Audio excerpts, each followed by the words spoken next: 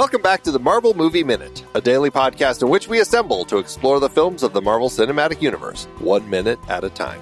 In this, our 6th season, we're looking at the Avengers. I'm Andy Nelson from the Next Real Film Podcast. Yeah, I'm Pete Wright. And maybe Tony is just dizzy from altitude, guys. Maybe that's all. He is. They are pretty high up. Today we're talking about minute 72, which begins with Clint drawing his bow and ends with Bruce asking if they want to know his secret to stay calm. Will we get the answer, though?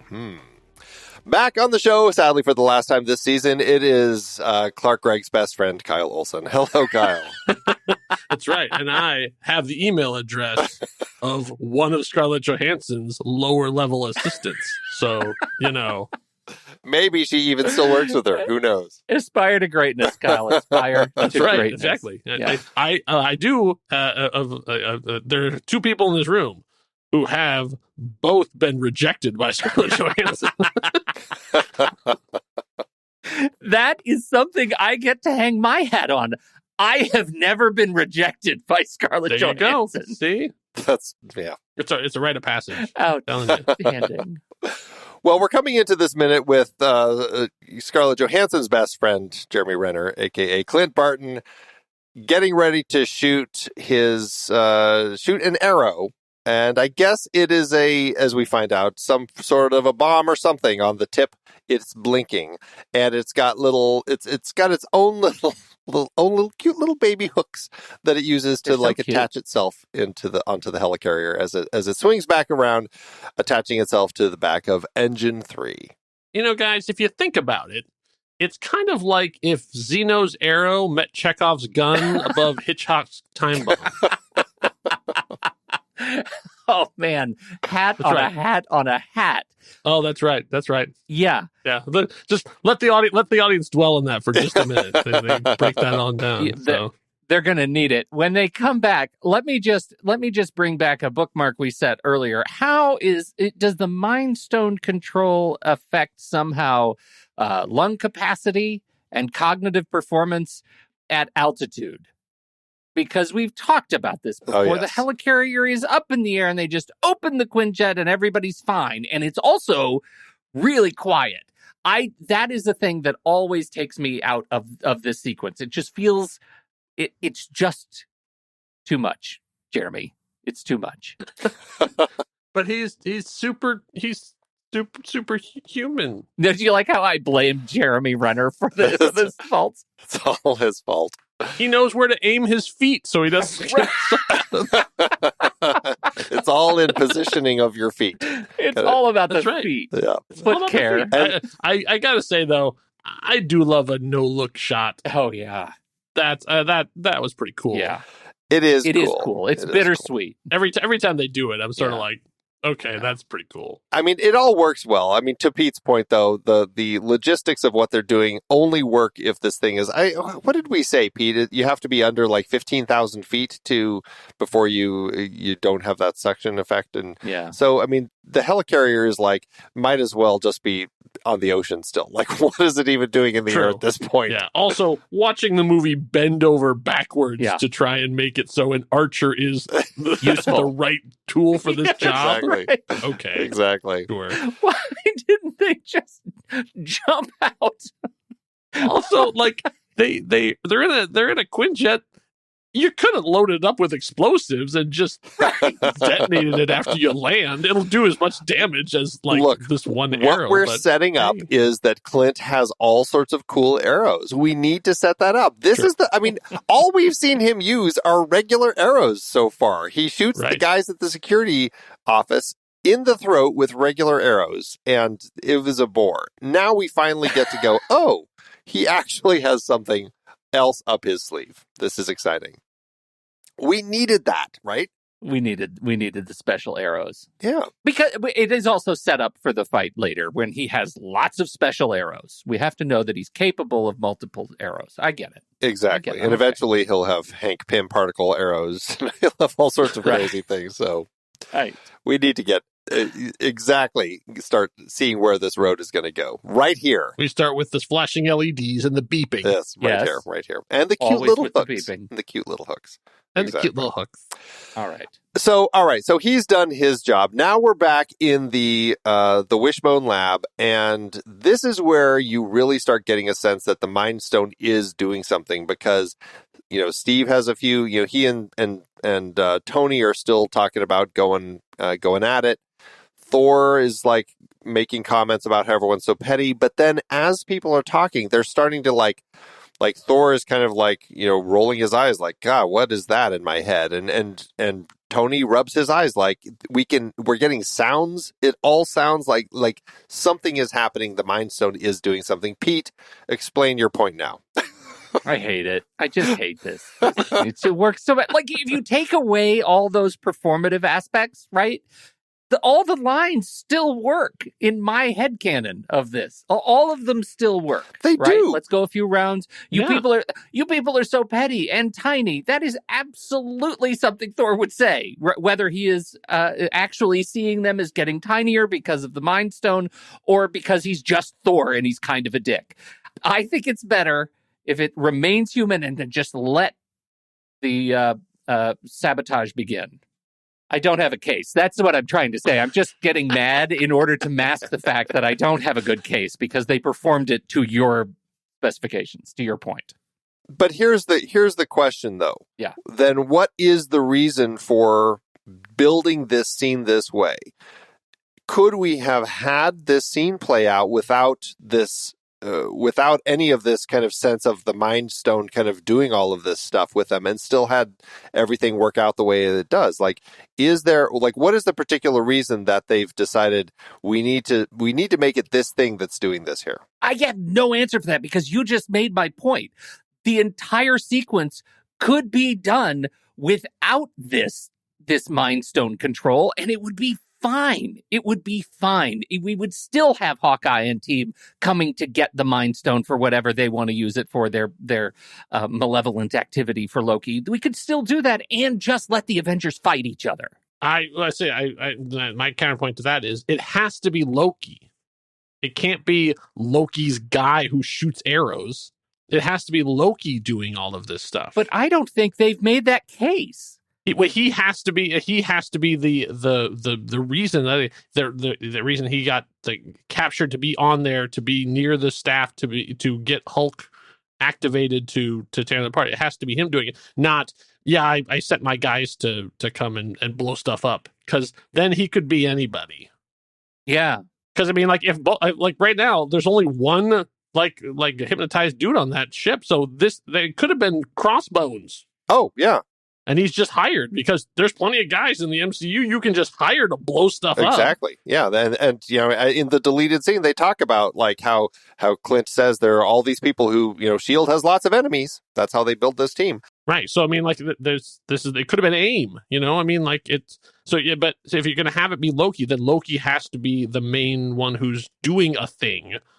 And then this is all part of the plan, but him just chilling on in the glass dome can't be his only part in this plan. Okay, so here's my comment on that, because I'm starting to lean toward your side, and I don't necessarily believe that he's manipulating the Mind Stone to do these things, or I just will say the scepter to do these things, but he knows that mortal Midgardians in proximity to this scepter can start being influenced by it, let's just say, right? Contact high. It's the contact high. No, it is, but I'm going to go out on a limb now and say, because he knows that they have it and that they're studying it, I'm going to go out on a limb and I'm going to say, I think now that in the conversation between Natalie and Loki, I think Loki actually knew exactly what was going to happen. And when she walked out of that room, if the camera had lingered, I think that he would have smiled, because that was exactly what he wanted, because he needed to push those buttons to get this thing started so that she was panicking about Hulk and all of this stuff was getting going. Processing. So now we're saying, apart from where we landed last week, that Natasha was super brilliant and she was always one step ahead all along. that, in fact, tables have turned yet again. Yes. And Loki was ahead all along, and his expression of hubris was just part of his double cross. Exactly. Triple cross? Probably quadruple or quintuple by this To point. get everybody in the center. We're definitely, maybe in the teens. Yeah. To actually get them in the room together yelling at each other. That's your case. It makes sense. You're shrugging emoji right now. I don't know that it does. It makes sense. He gets them into this place where they're all getting mentally affected by the scepter and creating this situation that is going to push exactly what Natasha left the room for. He's here for the Hulk, and he's pushing them into a place that's going to release the Hulk. Okay, the facts of the case may line up. The motivations I'm still a little wonky on. I think you sound like Loki's attorney.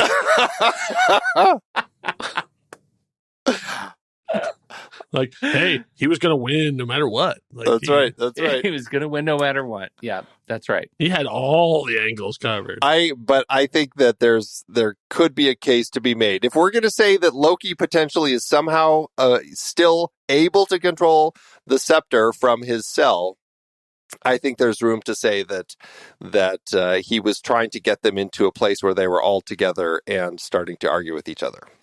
Okay. I'll let you have it, counselor, but watch yourself. Well, okay, but here's the thing. Like, there is an interesting point where we have the Quinjet. Like, we very specifically cut to the Quinjet. I mean, we could have cut to it reading the scepter at any particular point in time. But it happens when they're all fighting. It's a heightened moment of tension in the lab, and we get that fantastic flip over it upside down, and it's glowing, and there's the sound of it is kind of playing in our ears as we're watching this, and that's when it cuts to the Quinjet. It's almost as if they were trying to plan a situation to get that thing going with this crowd so that it could amp its energy up so that they could find it more easily. I'm just saying, there's a lot of ways we can read all of this. Oh, well, that's, yeah, there really is. So is that the mark of good storytelling or bad storytelling?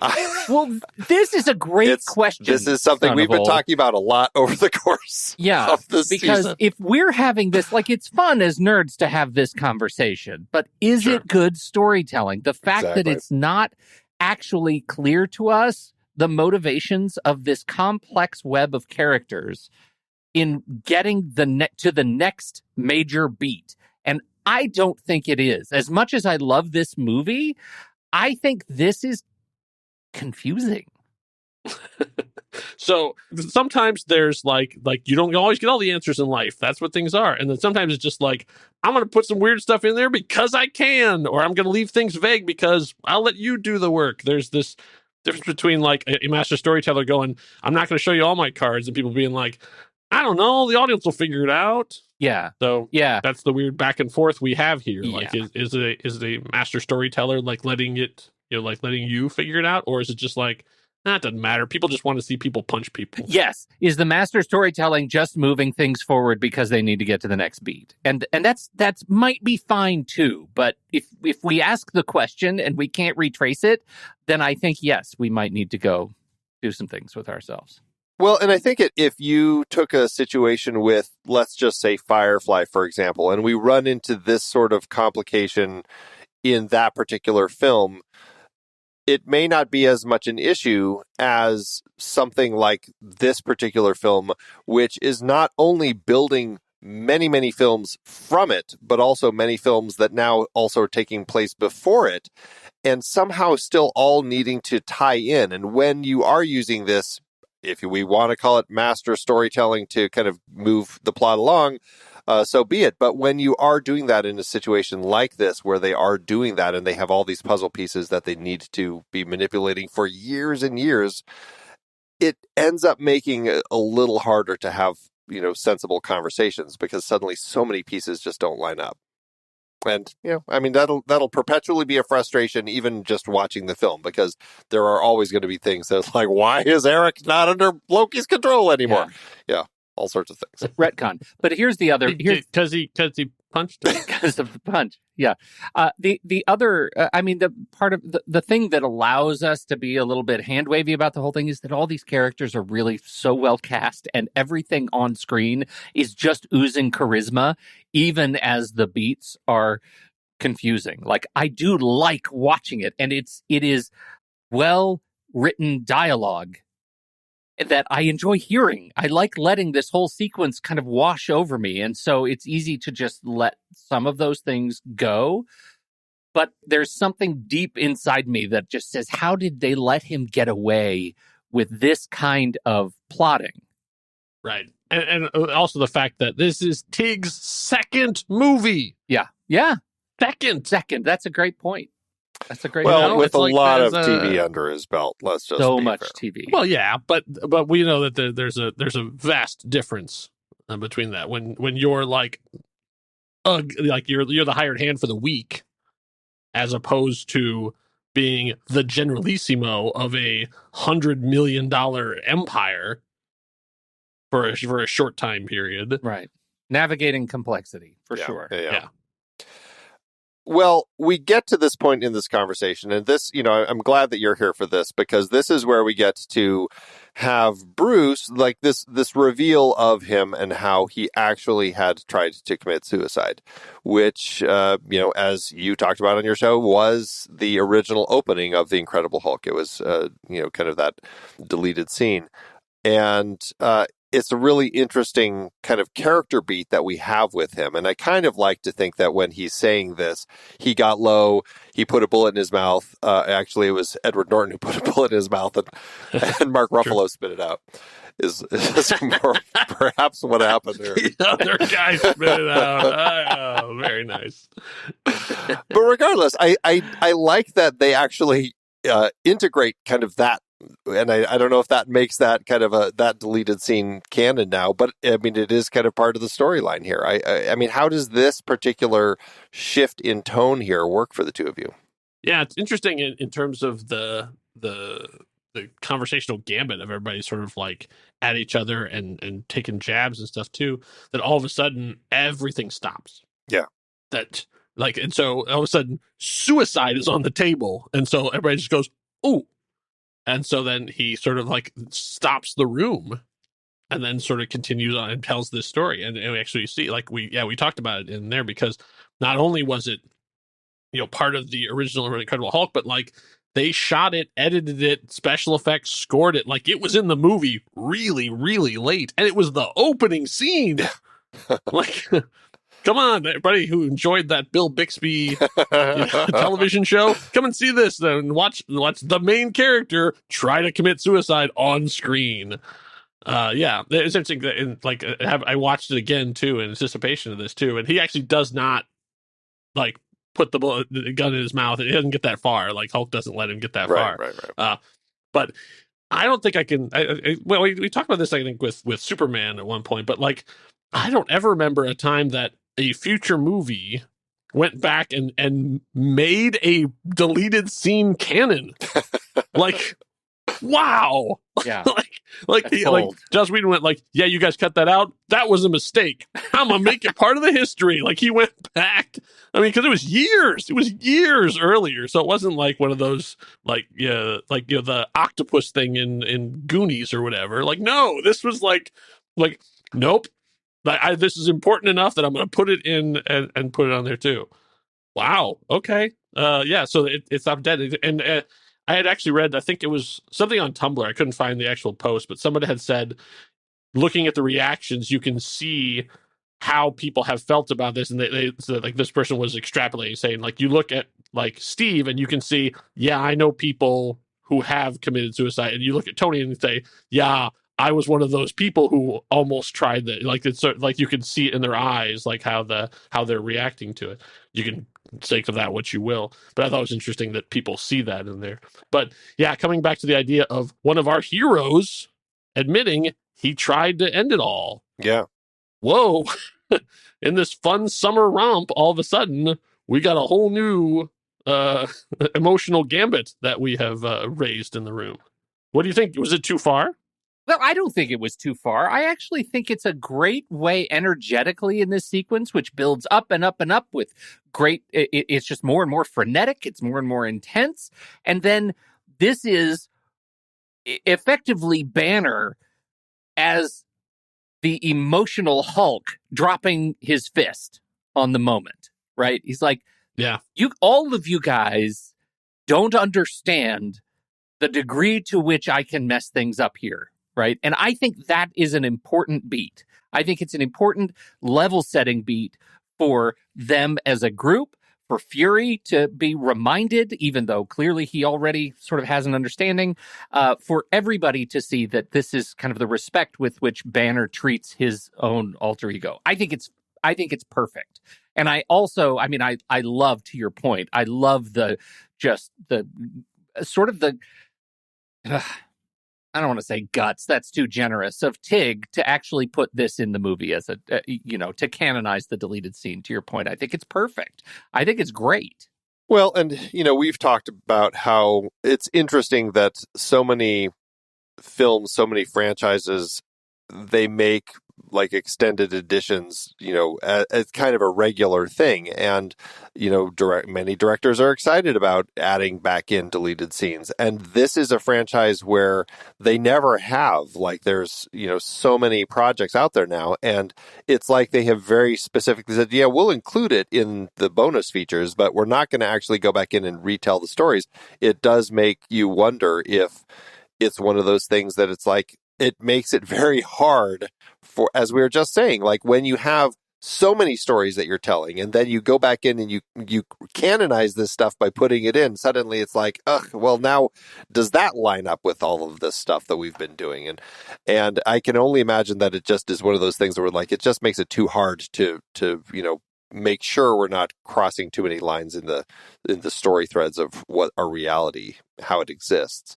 Well, and as frustrating as that is, I mean, look at what's going on with DC. I mean, right now, this year, it's a hot mess. And so, insofar as we like talk about the complications of creating the Marvel universe, whatever we think of it, it's kind of better than the the narrative infighting that's been going on over at DC.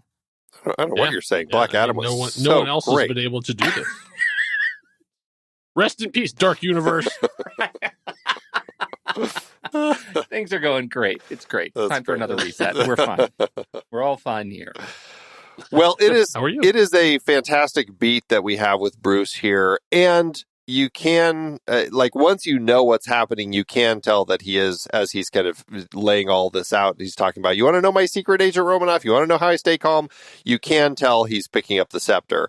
It is one of those things that you don't necessarily notice when you're watching the film until you cut to that fantastic low-angle Dutch shot of him holding it. But once you know that it's coming, you can go, oh yeah, I can see that that's that point right in this moment where he's grabbing it. Also, I think it's really funny that Banner also has a burn book that says, you want to know my secret, ... because he comes back to it later. Like, all of these guys have their lines already written out. Like, it just feels like he's like, don't worry, I'll come back to it. I'll find a way to work it in. That's right. It'll be there. Yeah. I'll I couldn't finish this time, but that's right. Yeah. It's a good minute. It was a great moment for us to kind of this whole sequence here, Kyle. Thanks for joining us to talk about it. I'm glad you picked it. Yeah, it's like I say, it's one of my favorite scenes. Probably my favorite scene in this movie, it's exceedingly well written.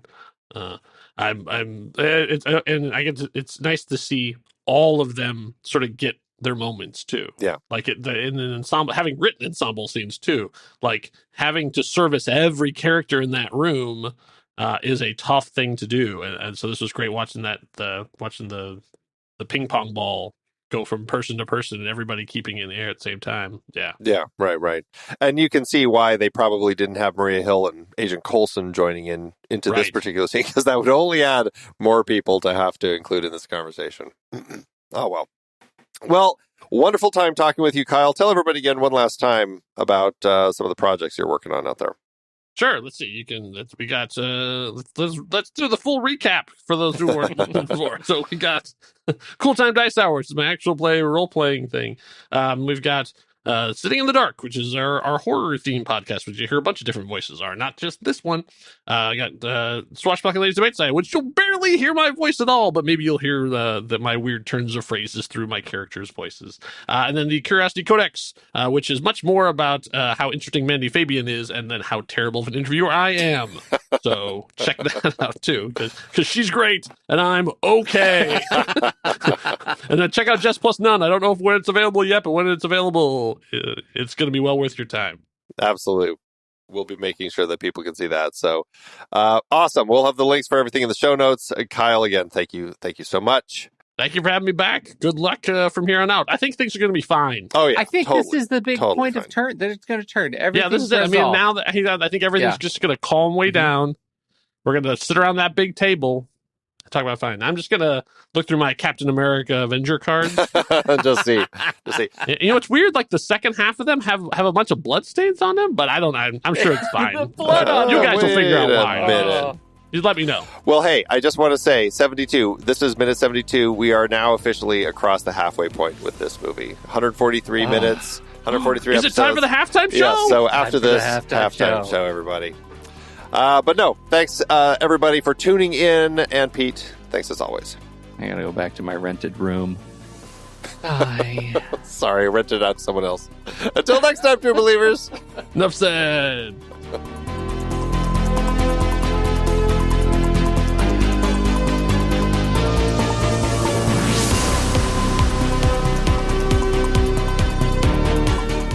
Marvel Movie Minute is a production of True Story FM, engineering by Andy Nelson. This season's music is Message to the World by Anthony Vega, and this season's show art is by Winston Yabo. Find the show at truestory.fm. If your podcast app allows ratings and reviews, please consider doing that for our show.